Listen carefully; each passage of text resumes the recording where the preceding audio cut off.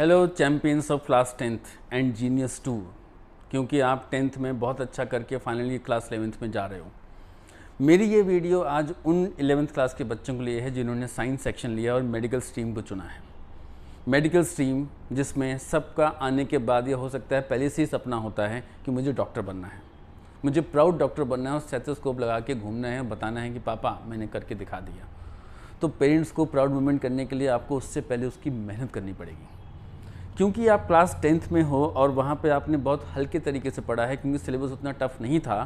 तो 11th में आने के बाद में कैसे पढ़ाई को शिफ्ट मोड में लेके जाना है, किस तरीके से करना है, ये वीडियो आज उसके ऊपर है। जहाँ क्लास 10th आपका एक सुपरफिशियल स्टडी थी, सिंपल सब्जेक्ट को लेकर के आपको अगर डेली बेसिस पे नहीं पढ़ा, लास्ट में भी पढ़ा तो आपके मार्क्स आ गए। अब 11th में ऐसा नहीं होता। 11th में आपको हर दिन उसी सीरियसनेस से पढ़ना है जिस तरीके से आपको लगता है कि मेरा ये आखिरी दिन है। Work hard as you have to die tomorrow. आपको इस तरीके से काम करना है। नीट के लिए क्यों? नीट सबसे फेवरेट सब्जेक्ट है, फेवरेट कोर्स है इंडिया का। सब लोग उसके ऊपर नज़र गड़ाए बैठते हैं, चाहे वो मेडिकल के हों या ना हों, चाहे वो आपकी एज के हों या ना हों।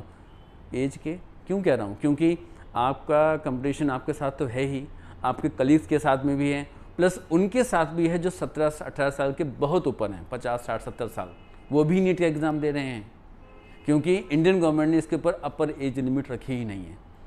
तो एक अच्छा प्रोफेसर भी चाहे तो वो नीट का एग्ज़ाम दे सकता है। आप जानते हो कि प्रोफेसर जो आपको पढ़ा रहा है वो खुद क्यों नहीं क्लियर कर सकता।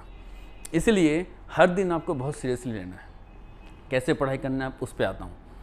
मेडिकल सेक्शन जब आप लेते हो तो आपके पास 3 इंपॉर्टेंट सब्जेक्ट होते हैं, biology, physics and chemistry. NEET में 720 मार्क्स में 50% सिलेबस बायोलॉजी का होता है और 50% मिला के फिजिक्स केमिस्ट्री का होता है। अब बच्चे जो सभी बहुत जोश के साथ में एंटर करते हैं क्लास 11th में, हर दिन अच्छे से पढ़ना शुरू करते हैं, लेकिन प्रॉपर गाइडेंस और मोटिवेशन नहीं मिलने की वजह से धीरे धीरे उनका वो जो जोश होता है वो धीरे धीरे कम पड़ता जाता है और फाइनली वो कंप्रोमाइज़ करके अपने कोर्स को या तो बदल देते हैं या नाकामयाब तरीके से अनगिनत टाइम तक वो कोशिश करते रहते हैं। ऐसा आपके साथ ना हो, क्योंकि अभी आप 11th में आए हो, 2 साल आपके पास टाइम है। ऐसा कैसे करना है कि आपको कामयाबी मिल जाए, ये वीडियो बताने वाला हूँ। ध्यान से हर एक पॉइंट को देखना है। जब बच्चे 11th में आते हैं तो बाहर कुछ ऐसा ऑरा है इन तीनों सब्जेक्ट के लिए, जिसमें स्पेशली बायोलॉजी, जिसमें कि टीचर्स और जो कोचिंग सेंटर्स वाले होते हैं या बाहर होते हैं सब बोलते हैं तो आसान है, ये अपने आप हो जाएगा, अपने आप हो जाएगा, खुद पढ़ के रट्टा मार के आराम से हो सकता है।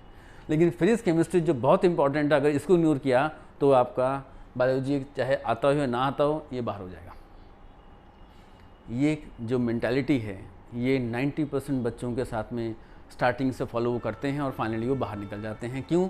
क्योंकि फिजिक्स केमिस्ट्री को बहुत स्ट्रांगली फोकस कर रहे हैं कोचिंग में, चाहे इंडिविजुअल कोचिंग हो चाहे ब्रांडेड कोचिंग हो, इसमें ज़्यादा टाइम लगाते हैं। लेट सपोज वो 4 से 5 घंटा एक दिन में लगा रहे हैं, लेकिन जब बायो की बारी आती है तो उसमें वो मैक्सिमम 1 घंटा या 2 घंटा लगाते हैं, शायद वो भी डेली बेसिस पर ना लगाते हों। नतीजा क्या है? जो कोर्स 50% सिलेबस अकेले लेके चल रहा है 360 मार्क्स का, वो इग्नोरेंस मोड में जाता है। मीन्स फिजिक्स केमिस्ट्री को सीरियस लेके चल रहे हो लेकिन बायोलॉजी को इग्नोर कर रहे हो। नतीजा एंड पॉइंट पर रिजल्ट कॉम्प्रोमाइज़ में चला जाता है।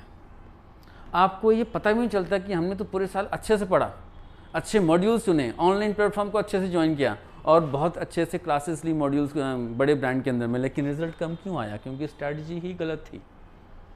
अब आप ही बताओ, जिस बायोलॉजी सब्जेक्ट को मेडिकल में आपको ज़िंदगी भर पढ़ना है, चाहे MBBS हो चाहे बायोटेक्नोलॉजी हो, उसको आप अपने आप हल्के में कैसे ले सकते हो? उसको रट्टा कैसे मार सकते हो? जी कोई डॉक्टर ऐसा है जो रट्टा मार के बना है? नहीं ना। तो उसको क्यों नहीं सीरियसली लेते हो? हमारा टारगेट क्या है? हमारा क्या होता है स्ट्रैटेजी? बायोलॉजी को बहुत सीरियस लेना है। जितना टाइम आप फिजिक्स केमिस्ट्री लगा रहे हैं ना, उतना कम से कम तो लगाने लगाना, उससे ज़्यादा लगाना है वो आपके ऊपर है, वो लगाओ। फिर केमिस्ट्री फिजिक्स को साथ लेके चलो, ये मार्क्स से ज़्यादा गारंटी है मेरी। डे 1 से लेके चलना है इसको, तो भ्रम में नहीं लाना है। दूसरी चीज़, कोचिंग सेंटर एक गाइडेंस की तरह है, एक प्रॉपर गाइड, एक ऐसा विशेष मीन्स आपका एक पर्सन है वो जो आपको साथ लेके चलेगा आपके मकसद तक पहुंचाने के लिए। अब आप खुद सोचिए, आपको एक ऐसा गाइड मिलता है टॉर्च के साथ, रात में आप ट्रैकिंग कर रहे हो किसी जंगल में और उसका टॉर्च की लाइट ही ख़राब हो जाती है, अंधेरा हो जाता है, तो ऐसे में आपको डर लगेगा ही लगेगा। गाइड तो फिर भी निकल लेगा, जो टीचर है जो कोचिंग है उसको फ़र्क नहीं पड़ेगा, वो निकल लेगा, लेकिन आप तो अंधेरे में भटक गए। यही चीज़ मैक्सिमम बच्चे कर रहे हैं। आपको कैसा गाइड चुनना चाहिए, कैसा कोचिंग चुनना चाहिए जो आपके लिए अच्छा हो, ना कि आपने सुना हो ब्रांड में ये इतना साल में अच्छा किया है, इसमें इतने टॉपर हुए हैं। आपके लिए तो नया ही है ना, आप तो फर्स्ट टाइम जा रहे हो ना उधर, बस हाँ सुन के जा रहे हो ऐसी जगह पे जहाँ पे आपने उसको एनालाइज ही नहीं किया, आपने ये परखा ही नहीं कि क्या मैं वहाँ पे जाके समझ पाऊँगा जैसे बाकी बच्चे समझ रहे हैं, ये आपने नहीं किया। तो गाइड ऐसा होना चाहिए जो टॉर्च लेके रोशनी भी रहे, वो खुद भी चले और आपको हाथ पकड़ के ऐसी जगह छोड़े जहाँ पे आपका कामयाब तरीके से आपका भविष्य बन जाए। तो समझ रहे हैं मैं इंडायरेक्टली क्या कर रहा हूँ। अपने हर कोचिंग 2 साल जो बिताएंगे उसमें खुद का योगदान कितना है समझने का, कितना मैं देखे देखी में गया हूँ तो ये चीज़ मैटर करता है। बायोलॉजी, केमिस्ट्री, फिज़िक्स, इन सब्जेक्ट का सिलेक्शन क्राइटेरिया नीट में किस तरीके से एनटीए करता है ये मैं आपको अगली वीडियो में बताऊंगा, तब जाके शायद आपको और यकीन हो कि बायोलॉजी क्यों नहीं इग्नोर करना चाहिए।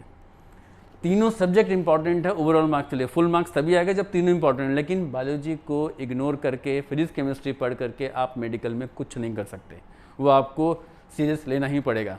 जो अपने आप कर रहा है बिना कोचिंग के वो कर सकता है, लेकिन उसको रेगुलर बेसिस पे डेली पढ़ना है।